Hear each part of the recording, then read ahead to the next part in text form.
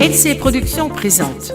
Fais de ta vie un rêve et de ton rêve une réalité. Des parcours d'artistes exceptionnels, différents, incontournables ou naissants, et ou peut-être par trop méconnus ou injustement oubliés. Luz Chaban à l'antenne pour partager avec ses artistes invités le discours, le sourire ou les larmes d'une âme, celle qui fait d'eux des artistes.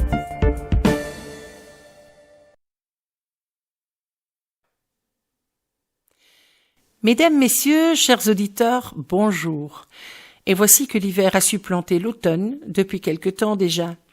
Un automne qui, chaque année maintenant, voit renaître le fameux Waterloo Historical Film Festival. Un festival qui, étant donné sa qualité, sa diversité, la notoriété et l'excellence des films sélectionnés, les invitations des réalisateurs et équipes des films présentés au public, ses galas et conférences de presse, sa table du samedi soir, pure reconstitution de l'ambiance, du contexte et de l'époque de l'un des films présentés, et j'en passe, n'a rien à envier à Cannes ou à Venise par exemple. Un festival qui offre au public 4 jours complets d'émerveillement, de balades inattendues via la belle machine à remonter le temps qu'il est, 4 jours complets, hors du temps. Le 9e Waterloo Historical Film Festival, autrement dit le 9e Festival du film historique de Waterloo, a eu lieu du 14 au 17 octobre 2021 inclus. Un véritable événement.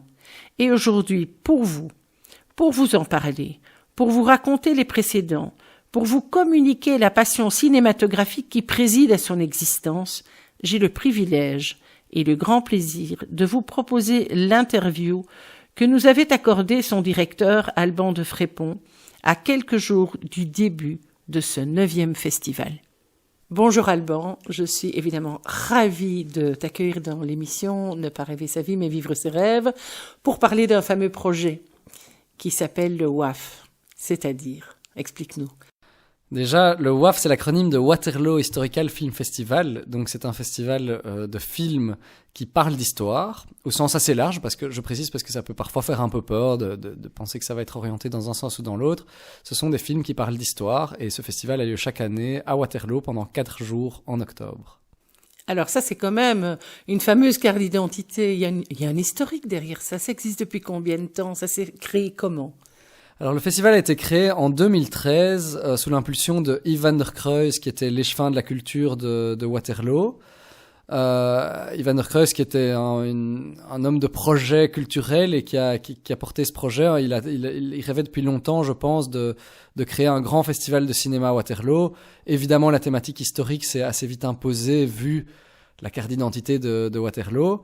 Et donc ce festival, depuis 2013, a eu lieu d'année en année jusqu'à maintenant. Alors, en 2020, année assez particulière parce que d'une part, évidemment, on a dû le faire dans des conditions que je ne vais pas vous rappeler, mais d'autre part, malheureusement, Yves van der Kruijs, dont je viens de parler, a contracté lui-même le Covid et en est décédé un mois après le festival. Et donc, depuis, on essaye de pérenniser son projet qui portait presque à bout de bras depuis quelques années maintenant. Mais je pense que pour mettre ce projet à exécution, il a levé une fameuse équipe. Il me semble. Tout à fait. J'en suis témoin parce que moi, à titre personnel, j'ai été invité comme invité au premier festival parce que je connaissais un peu Yves et qu'il savait que j'aimais bien le cinéma. Et tout de suite, ce projet m'a plu et dès la 2e édition, avec quelques amis et connaissances de Waterloo, on a décidé de se proposer comme bénévole et on est devenu chauffeur des personnalités pendant ce festival. Et de fil en aiguille, eh bien, cette équipe qui s'est impliquée de plus en plus, dans laquelle il y a des cinéphiles, il y a aussi des personnes un peu plus techniques, donc qui nous aident beaucoup sur la technique, et chacun, par l'enthousiasme pour ce projet, par la force, particulièrement de Yves, qui était qui savait motiver ses troupes, on va dire, eh bien, on s'est impliqué de plus en plus jusqu'à reprendre la direction et l'organisation du festival en 2019. Donc, c'est la 3e année où cette équipe-là a vraiment repris les rênes du festival. Évidemment, maintenant, on est tous assez attristés d'avoir perdu le fondateur du festival, Yves, mais il a réussi à créer une équipe qui est tout à fait capable de pérenniser son projet. Et je pense même que dans cette équipe-là, vous avez véritablement des compétences différentes les uns des autres et tout ça se complète de façon particulière. Oui, tout à fait. En fait, il y a des gens qui font ça professionnellement. Il y a une base professionnelle qui travaille dans le cinéma et dans l'événementiel toute l'année. Et puis, on a des gens qui, à côté de leur travail, c'est leur projet de passion pendant quelques semaines autour du festival. Certains le font complètement bénévolement et on a toute une équipe derrière qui chacun apporte sa pierre à l'édifice, sa compétence. À titre personnel, moi, je suis professionnel dans le milieu du cinéma, en communication particulièrement. Et à côté de ça, je pense je vais citer quelques noms, mais évidemment, il faut pas que ceux qui n'entendent pas leur nom soient vexés. Mais je pense à Jean Robart, Olivier Berdance, qui sont plus des profils techniques, donc ils nous apportent leur expertise technique.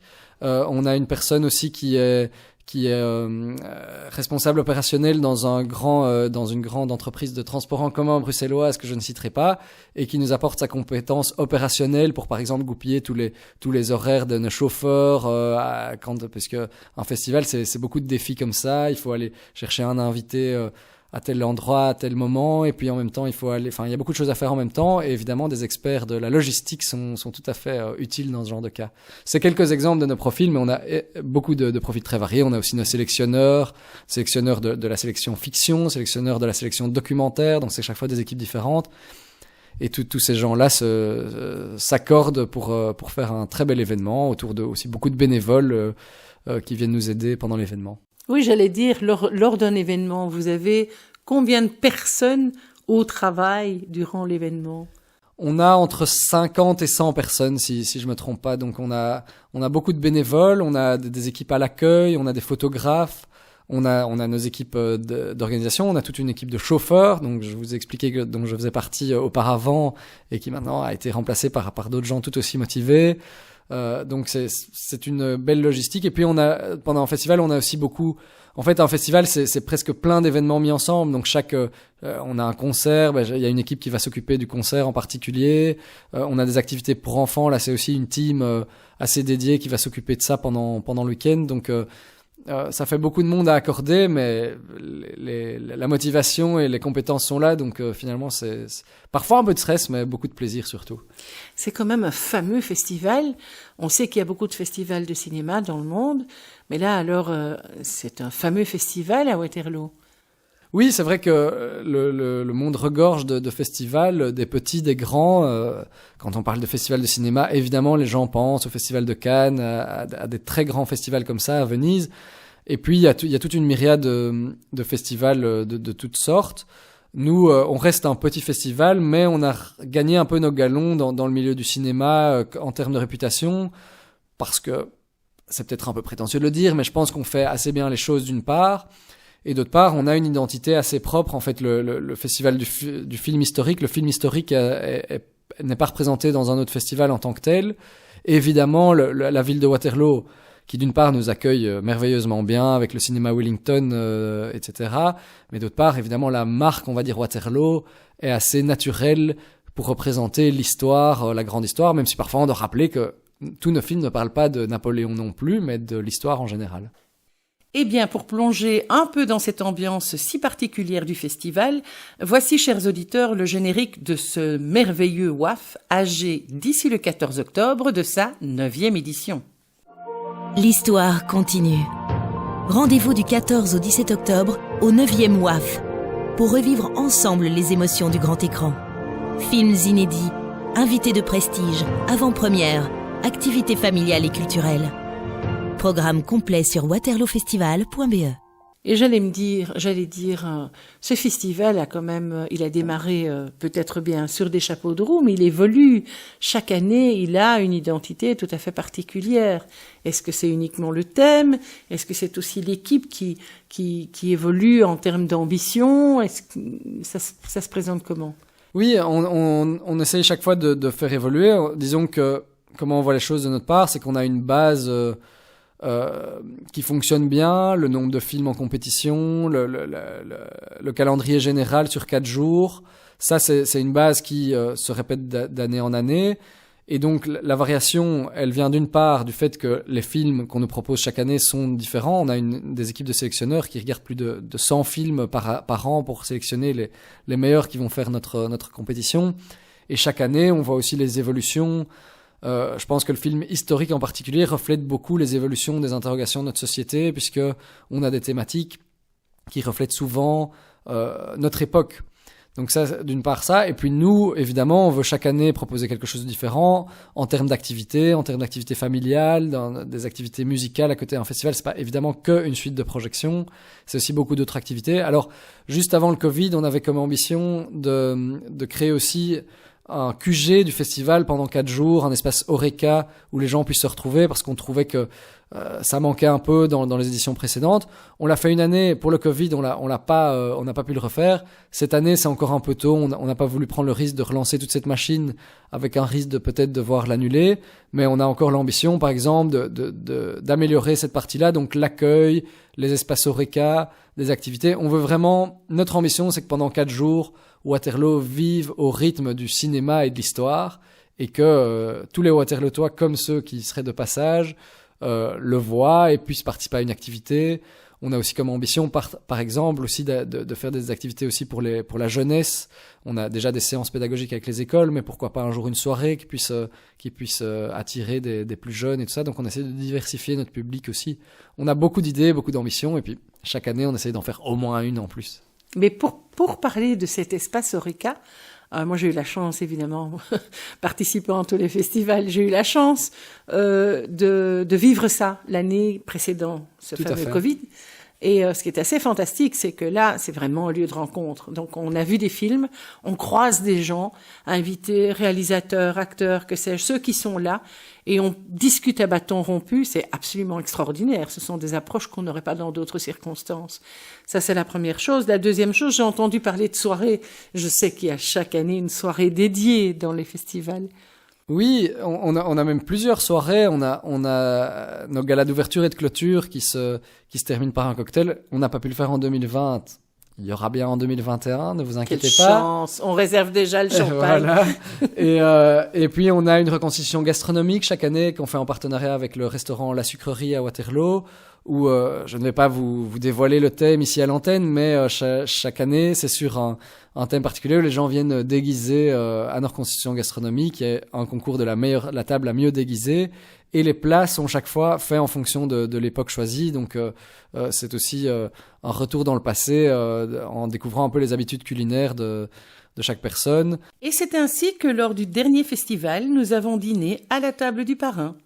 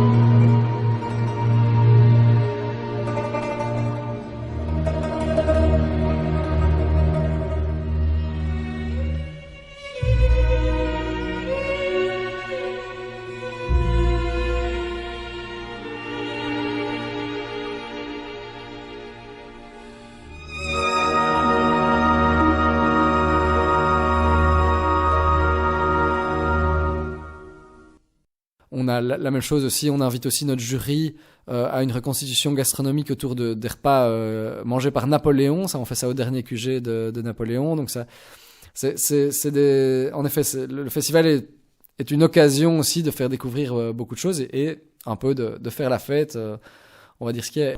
Eh bien, si nous plongions tout de suite dans l'ambiance du film Napoléon.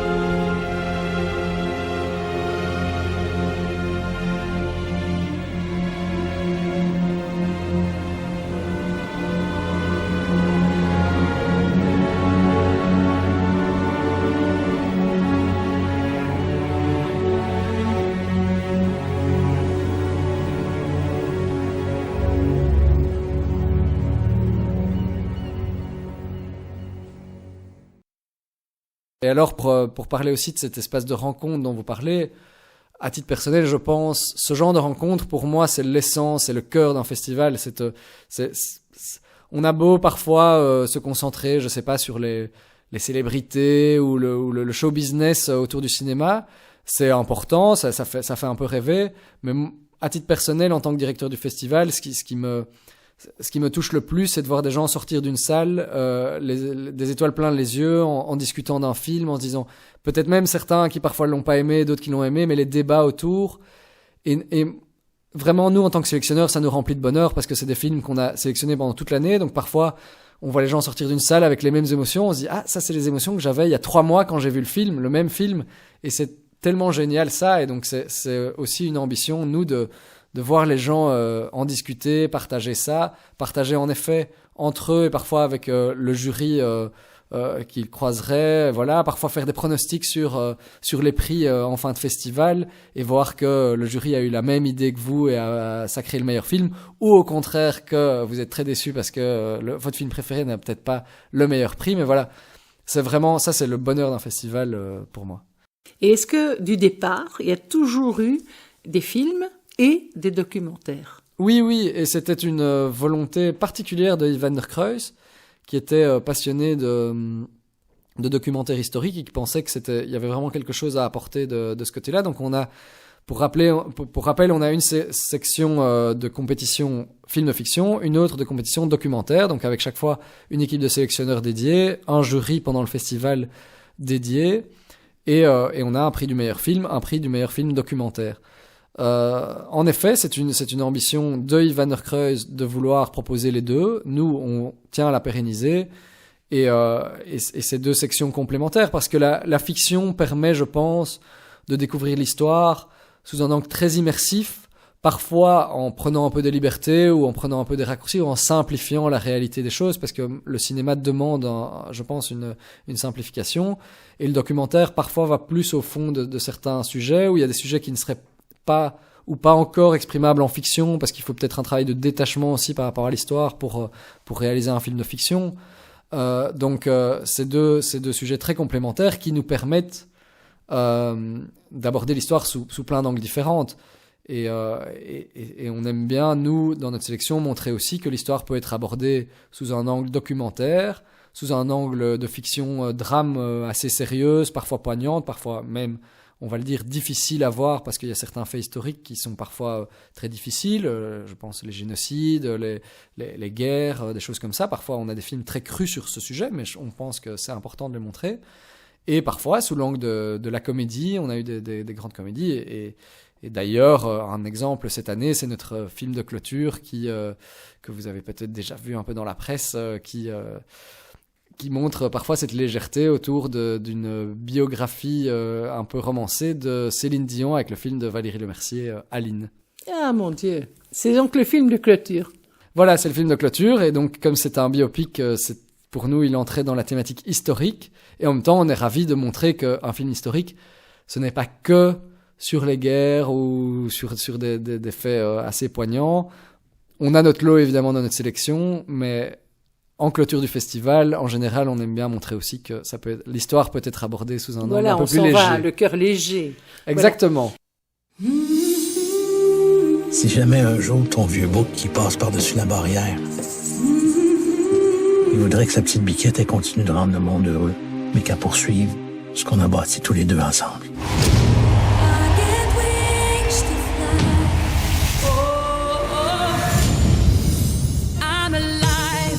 On a un diamant brut. J'ai presque manqué de pleurer. Elle va mettre tout le monde à terre. Ah, voici maintenant un moment que nous attendons tous avec impatience. C'est la révélation au Québec depuis un an. Voici Aline Dieu. J'ai des grands rêves pour elle, puis je le sais qu'elle va les atteindre. Faut qu'elle voie autre chose, qu'elle sorte de vos jupons. With il faut pas se le cacher. Question d'audition, il y a quand même un petit trafic à effectuer. Je m'inventerai reine pour que tu Allô? me tiennes. Je me ferai nouvelle pour que le feu reprenne. Faut que tu guérisses. Je suis pas malade, maman. Je tombe en amour. Puis je suis sûre que lui, c'est pareil. Vous avez pas compris que pour ma petite princesse, c'est un prince qu'il lui faut? Pas un vieux pruneau bronzé qui a 3 fois son poids, 2 fois et demi son âge et qui est 2 fois divorcé. Une. Il y a beau avoir le monde entier dans la salle, c'est pour lui que je chante, maman. Everywhere I go. Cette folie-là, on va pas la faire, Aline. Regarde-moi bien droit dans les yeux, puis dis-moi que tu m'aimes pas. On a land I've never seen. Ooh, let's talk about love. Let's talk about us. Let's talk about life. Let's talk about trust. Let's talk about love. Let's talk about us. Let's talk about it. The air we breathe. Et comment ça se passe une sélection? En fait, vous sélectionnez tout au long de l'année. Exactement. Donc, vous courez les festivals. Alors, on fait une partie en festival. Donc, faut savoir qu'il y a des très grands festivals qui ont, à côté du festival, on va dire public, qui ont un marché du film. Donc, c'est des projections pour les professionnels du cinéma de tous les films qui sont sur le marché, donc en vente à des distributeurs. Ça, c'est pas notre métier à nous, mais aussi éventuellement qui se proposent de passer dans des festivals. Donc on sillonne un peu certains festivals. Le plus intéressant, c'est souvent Cannes, parce que c'est un peu le centre du monde du cinéma. Il y a un très grand marché du film à côté. Et alors on reçoit des liens aussi de visionnage de producteurs ou vendeurs de films du monde entier qui nous soumettent leurs propositions. Et on regarde, je dirais, une centaine de films de fiction et une centaine de films documentaires, 2 équipes différentes, par an, et là-dedans on sélectionne les 8 meilleurs pour chaque sélection. Une centaine de films, ça vous fait un film tous les 3-4 jours? Oui, on se les répartit dans l'équipe, donc on a quand même un petit système où on se les répartit, on fait un premier tri. Il y a certains films qu'on nous soumet puis qui finalement sont pas historiques, donc ceux-là sont exclus. Il y a certains films qui, malgré le fait qu'ils sont très touchants, n'ont pas non plus, les qualités de production nécessaires, parce qu'on reste un festival de films professionnels, donc parfois c'est un peu poignant, mais de temps en temps on se dit que ça n'est pas là. Et de temps en temps, on va pas se cacher, il y a des films où on se dit qu'ils sont pas assez bons. Et donc il y a un premier tri qui se fait par sélectionneur, et puis après en général on se dit j'ai vu celui-là, il faut absolument que vous le voyez, ou celui-là j'hésite, je serais curieux d'avoir votre avis aussi parce que j'arrive pas à savoir ce que j'en pense. C'est vrai que parfois dans les périodes où on en regarde le plus, on a un peu la tête pleine de films et on n'arrive plus à savoir est-ce que j'ai aimé ou j'ai pas aimé, je sais plus, parce que voilà, et donc oui, le regard de quelqu'un d'autre est toujours bienvenu. Donc vous regardez plusieurs fois, plusieurs personnes regardent le même film. C'est ça, en fait. on a une équipe de... Pas nécessairement ensemble, en fait. Non, pas spécialement ensemble, ce serait difficile à organiser qu'on regarde tous les films ensemble. On en regarde donc une partie, chacun chez soi, donc avec des liens qu'on reçoit. On a une équipe de 5 sélectionneurs, et une partie dans des festivals où là il y a des projections pour les professionnels tels que les festivals. Et là, on va les voir, et ça, c'est ceux qui sont à ce festival-là. C'est pas toujours tous les sélectionneurs en une fois. Et là, on décide si on estime que c'est pertinent de les garder au moins pour une prochaine vision, ou de les reproposer à un autre sélectionneur. Voilà, ça. Et les sélectionneurs, finalement, ils ont alors un parcours eux-mêmes dans le cinéma. Ce sont des gens qui connaissent le cinéma. Un peu, mais justement, on a essayé de diversifier. Donc là-dedans, il y en a 2 qui sont vraiment des professionnels du cinéma.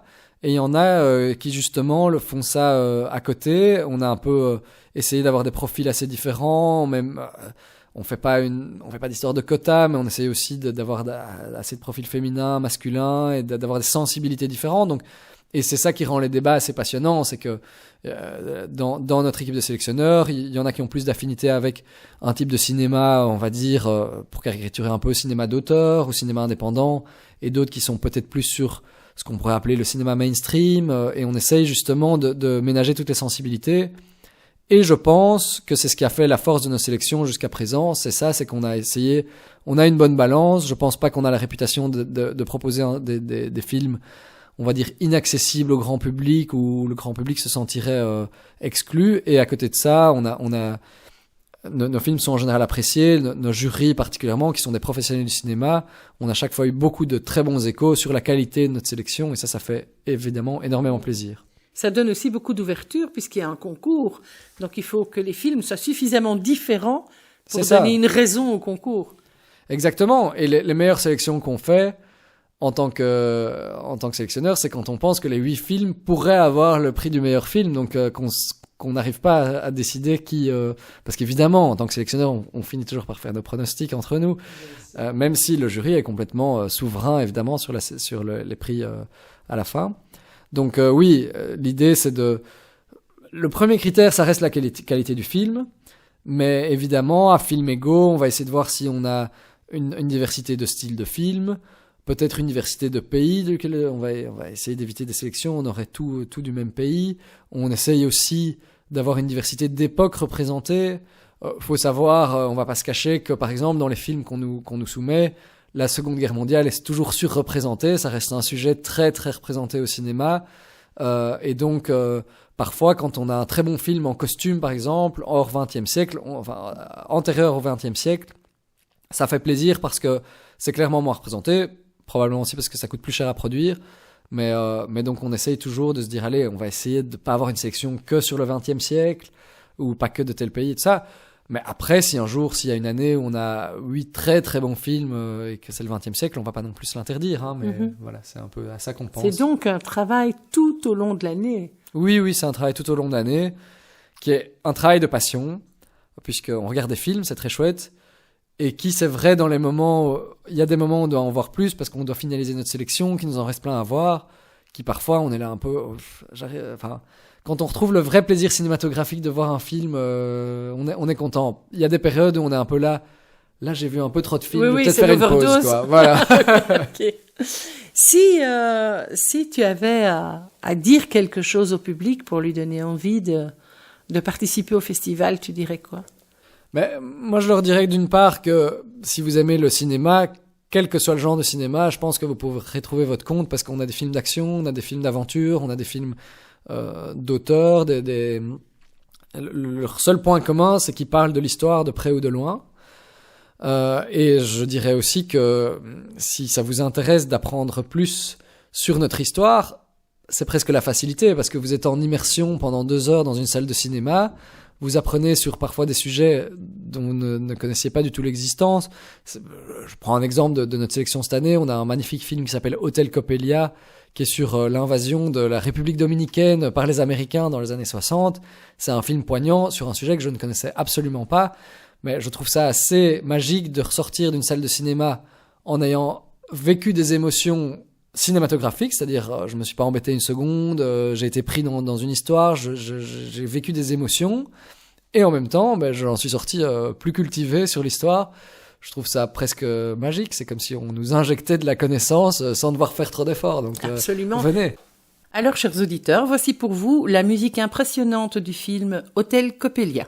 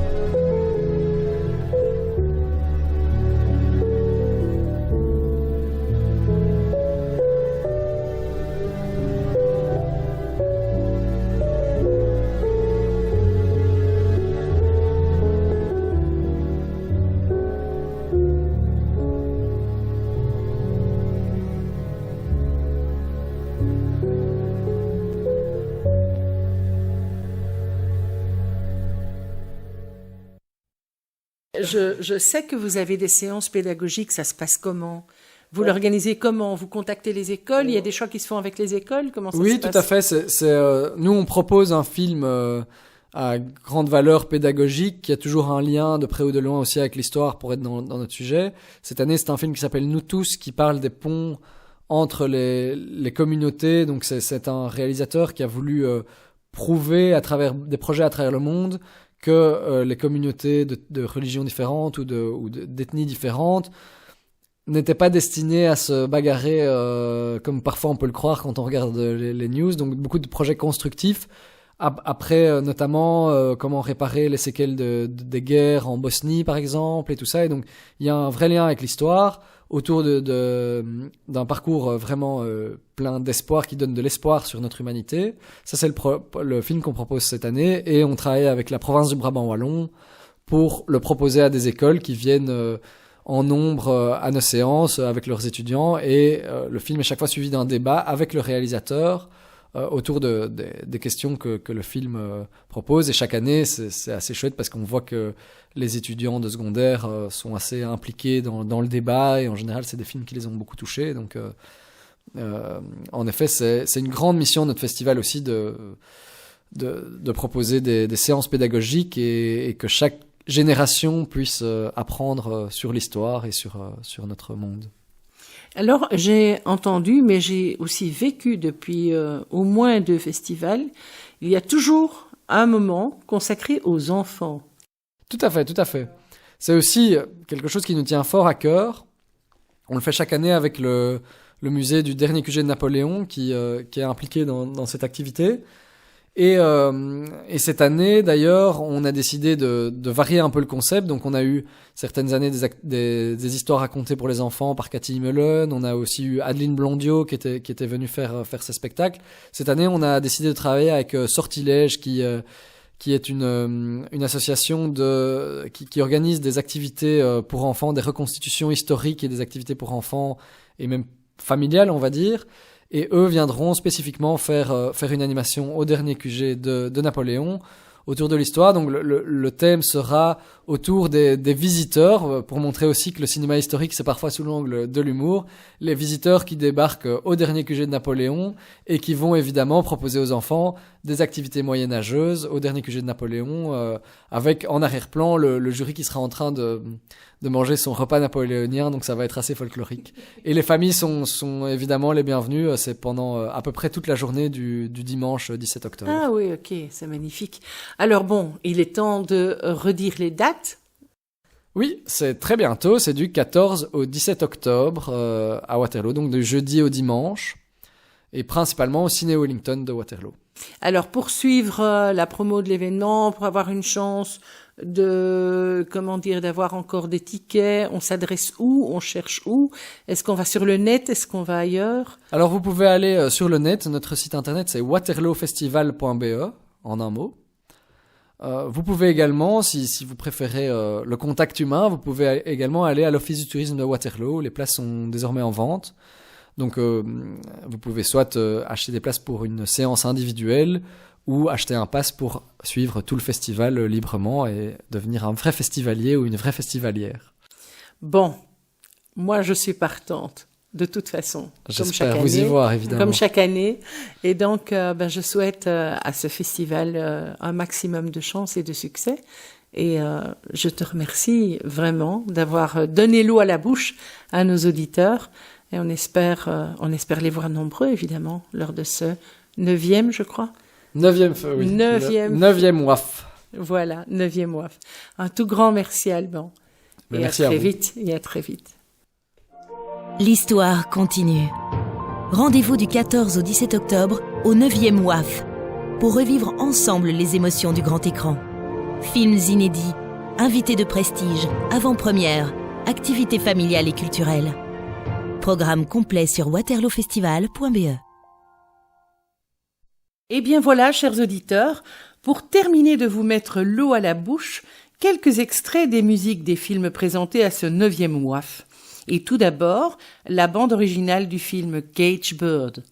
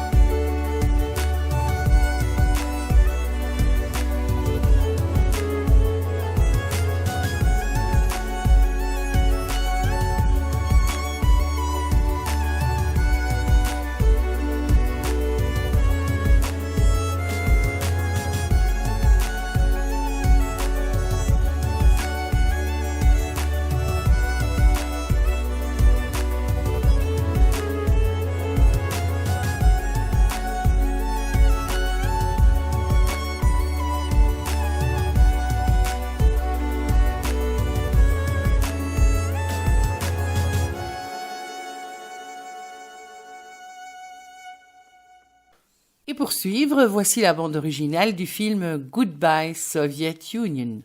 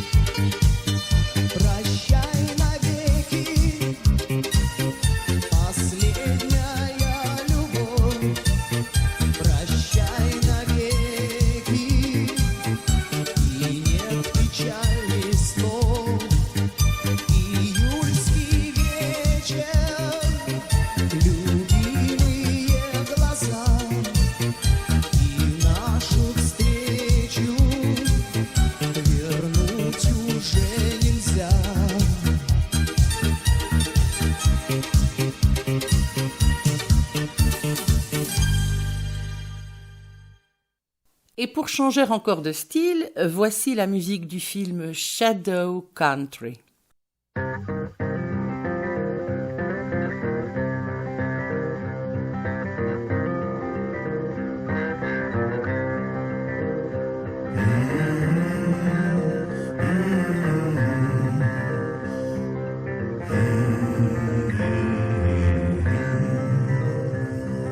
Hear the devil calling. Hear the devil calling.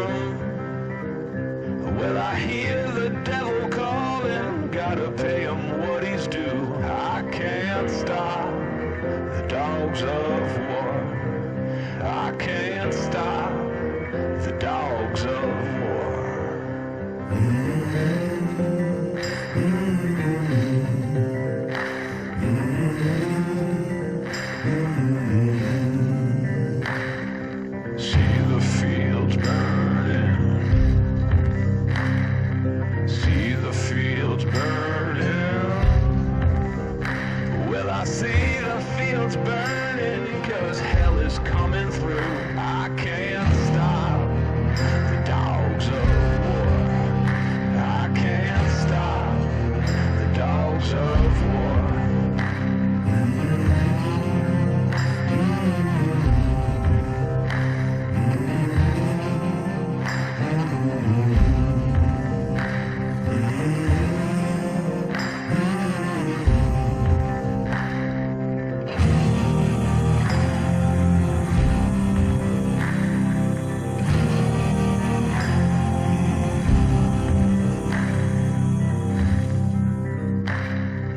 Feel the river rising. Feel the river rising. Well, I feel the river rising. Devil's coming up for you. I can't stop the dogs of war. I can't stop the dogs of war. I can't stop the dogs of war. I can't stop the dogs of war.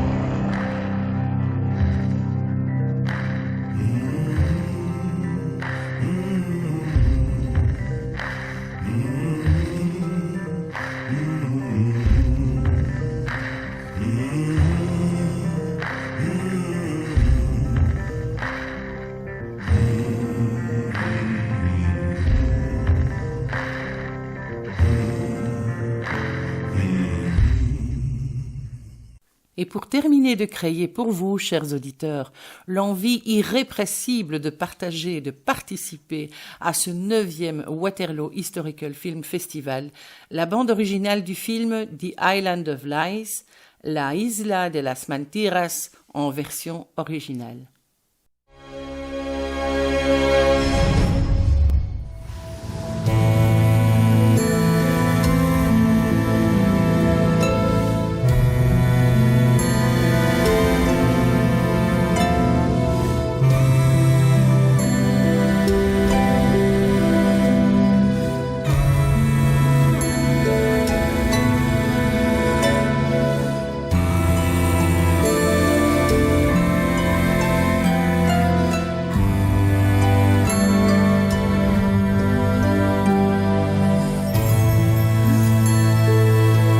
¿Qué hicimos, María?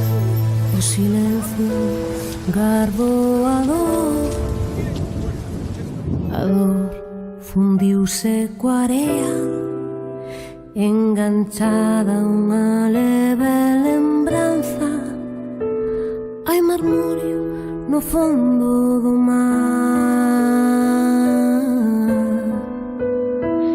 agardar pola nobre marea que o salitre conserve a memoria de quen fala da lúgubre historia.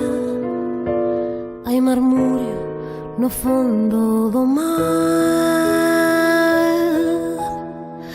Fálalle de mí, fálalle de mí, fálalle de mí,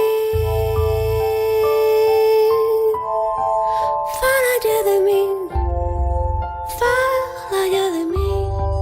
Non consintas esquecer. Fálalle de mí, fálalle de mí, fálalle de mí, fálalle de mí, fálalle de mí. Non consintas esquecer. A memoria encadea a miseria, a miseria tan forte e real, das que morden a lingua na terra. Hai marmorio no fondo do mar. E fálalle de mí, fálalle de mí, fálalle de mí, fálalle de mí, fálalle de mí. Non consintas esquecer. Fálalle de mí,